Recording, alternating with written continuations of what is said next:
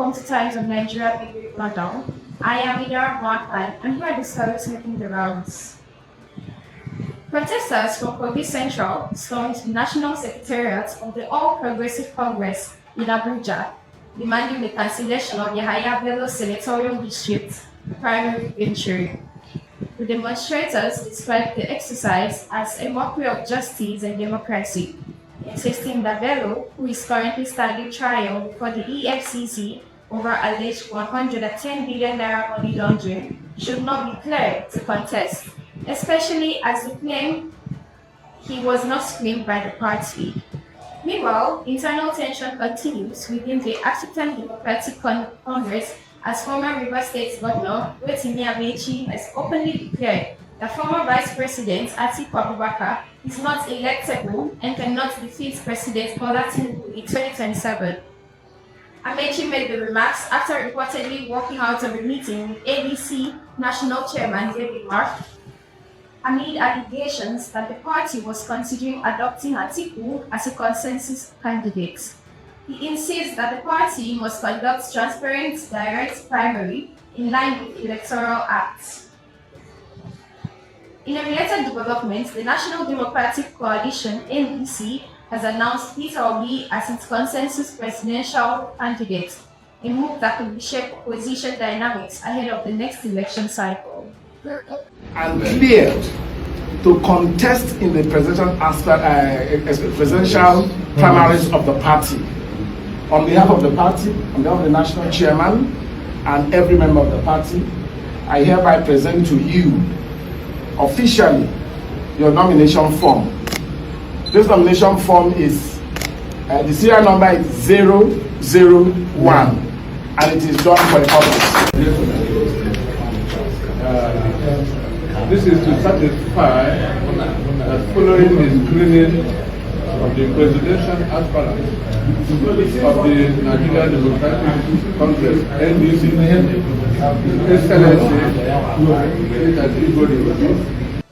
And in party contests across the country, several powerful lawmakers are reportedly among 50 high-profile political figures who lost out in recent primaries, signaling shifting power structures within the political class.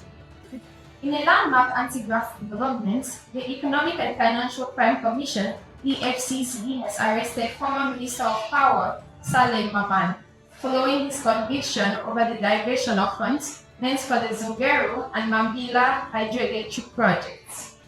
Justice James Omotosho of the Federal High Court found Maman guilty on 12 corruption charges involving over 22 billion naira. He was sentenced to a cumulative 75 years of imprisonment. EFCC Chairman Olaolukoyede revealed that Maman had gone into hiding before being apprehended after weeks of surveillance. The former minister is also facing another 31 billion naira for trials. Nigeria has now ranked first in West Africa, third in Africa, and globally on the Organized Crime Index.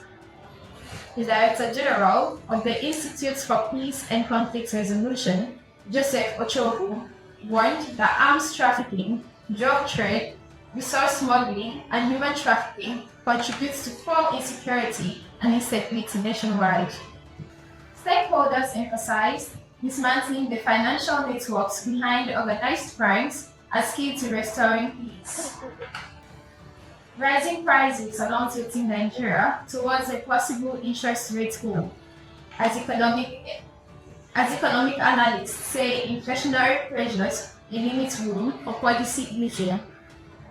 Globally, the United States has launched a strategic push to challenge China's dominance in Africa's telecom markets.